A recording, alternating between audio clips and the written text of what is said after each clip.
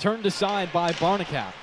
Kowalski tips it along the boards, gets it over to Haskins, spears it forward to Skemeka. His backhand doesn't clear the zone, though.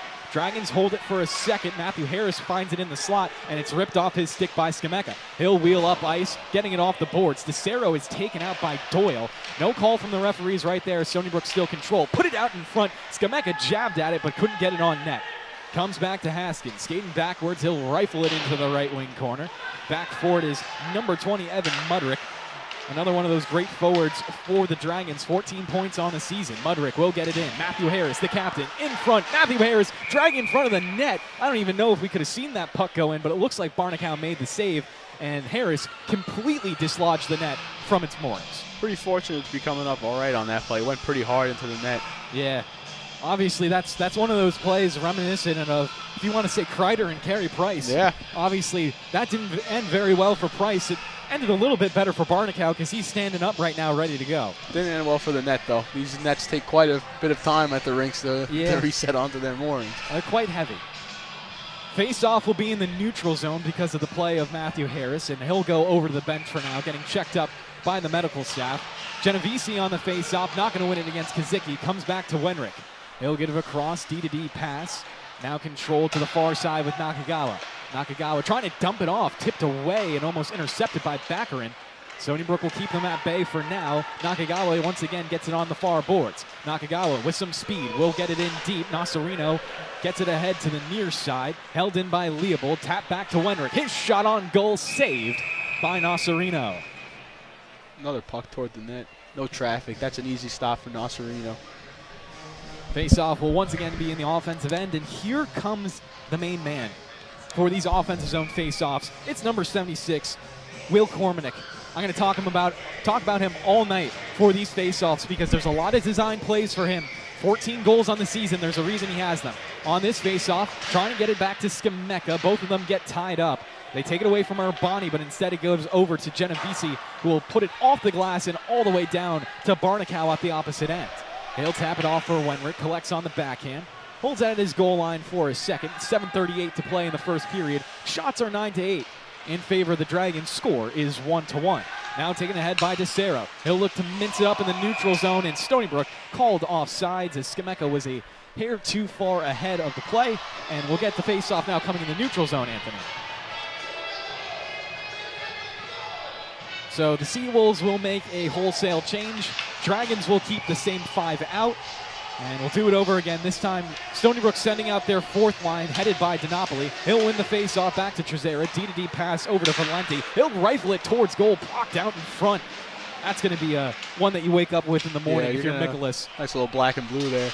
Stony Brook hold the puck in still. Look great, wraps it low. Shot taken by Cooper Smith, blocked out in front.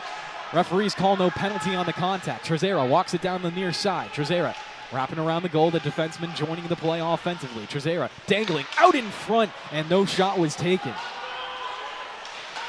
Ted Valenti will come to it in the neutral zone, meeting the stick of Emil Lindvall. Pokes it ahead to Cooper Smith, but loses it out to Urbani, who will send it down the ice for an icing. Stony Brook back to the offensive end.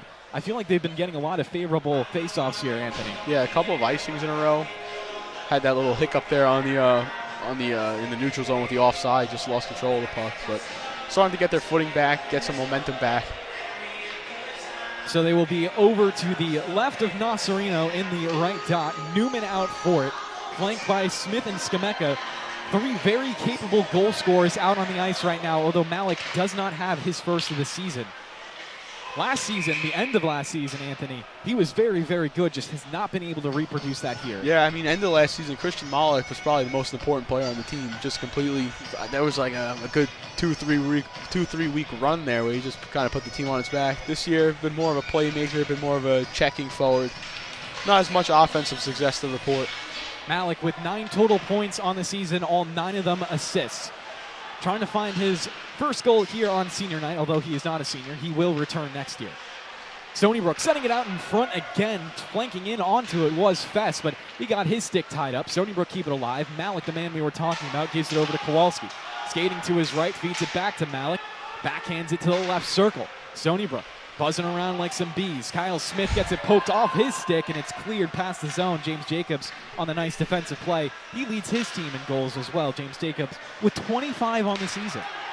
Can't complain about that number. Jacobs tapping it towards the goal. Barnacow will spear it off to the right of the net. Now it sits in the left wing corner.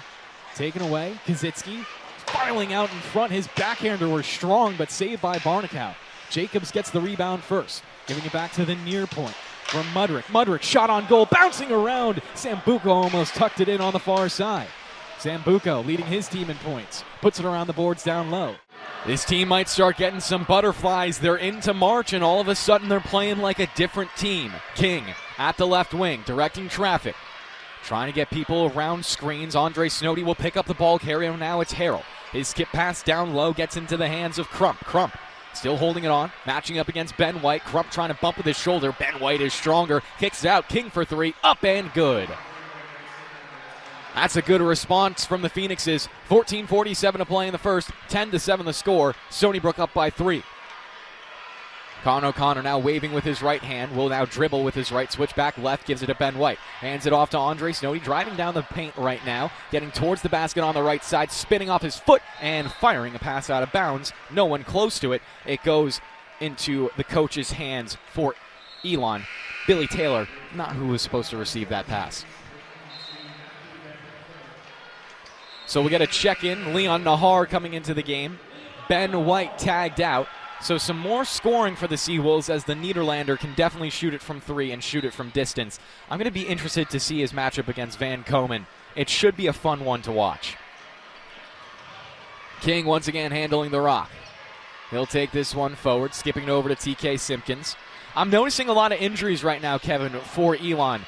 A lot of their normal suspects not playing in this game. Maybe don't want to get hurt in the last regular season game. TK Simpkins pops for 2, can't hit it, and Andre Snoddy will come away with the board.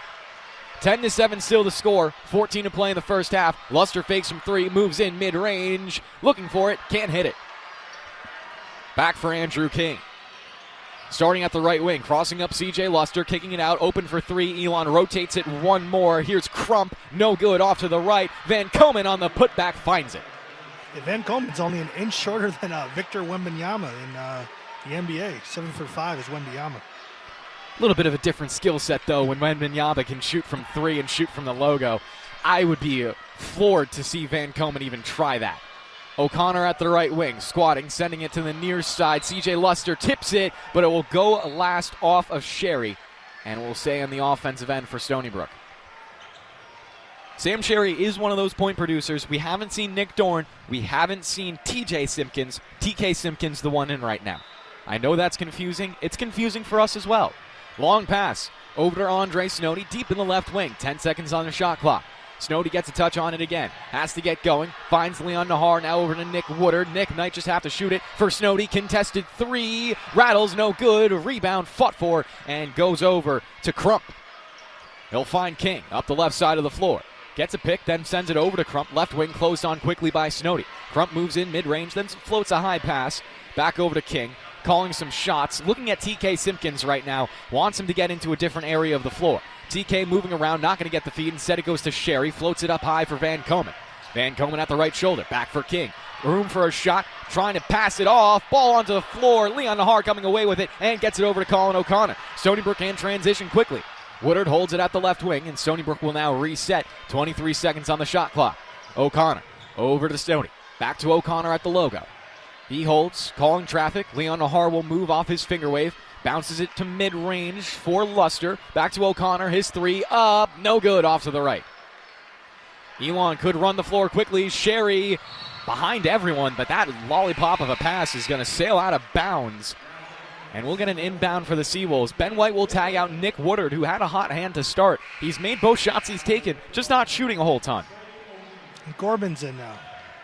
Quinn Gorman, obviously another true freshman, another great player to watch, another good developmental piece for Stony Brook. Again, Gino Ford really likes his athletic guys, and Quinn Gorman fits that bill. Yet to see exactly what Quinn Gorman will do as a specialty for the Seawolves, but he has plenty of time to develop. Andre Snoddy at the right wing, back over to O'Connor at the left. Sends it to Snody one more time, holding it mid-range now, underhanding a pass back to O'Connor for Luster, open for three, fires it, and one! Lowry will lose it out, goes all the way to the far sideline, and the ball out of bounds. Stony Brook will take possession. Carson Forney will start it off. That was a forced turnover. See, Seawolves, again, second possession for Iona, comes up with nothing. James Baldwin, one of the defensive midfielders, finds it forward to Kean McCoy. McCoy into the offensive end, getting pushed towards the out-of-bounds mark, and he does step on the line. McCoy not able to keep it in. Oh, I don't know. Maybe I'm a little bit biased as far as the officiating is concerned, but he got pushed out. Hardy will take it above the halfway point for the Gales. 6:15 to play in the third quarter. Hardy getting it down low now for Colby Curtin. He hasn't played a lot this game. Back over to Hardy. Rotates it up high. Jack Martinez trotting down the left alley. Looking to bring this ball all the way over to X. He'll get a short stick matchup against James Baldwin. Hardy still holding on to it. Baldwin spinning with him. Hardy takes the shot. That's behind the goal. JMO not required to make a save. Iona is there for the backup. They'll keep possession. 5:51 left in the third quarter. 47 seconds on the shot clock. Jake Riglietti has had the tough matchup against Riley Hagerty. Riglietti trying to spin away from Hagerty. He knocks the ball loose on a nice chop. Hagerty now tying up sticks, looking for the ground ball. Baldwin comes in to help in as well. Baldwin looking for the scoop off his momentum. More players joining the fray now. JMO out of his net, importantly, if Iona gets the ball quickly. Ball still there, bouncing around, finally goes out of bounds, waiting for the referee's call. It's for Stony Brook. 5:26 left in the third quarter. Seawolves up by one after a quick 4-goal stretch. Stony Brook will get it quickly above the halfway point. Justin Bonacci holding on to the rock and now giving it down low. Rotated to the near side. 64 seconds on the shot clock. This is an eternity of time for the Seawolves to work with, but they can't waste this opportunity. Caleb Young with some momentum, dodging off to his left. Pushed off his line, has to reset. Coming back for it. One pass, a shot. Kean McCoy couldn't sink it in. Backup does belong to the Seawolves. Justin Bonacci was the closest one to it. 4:55 left in the third quarter. Still 50 seconds on the shot clock. 6-5 for the Seawolves. They're up by one.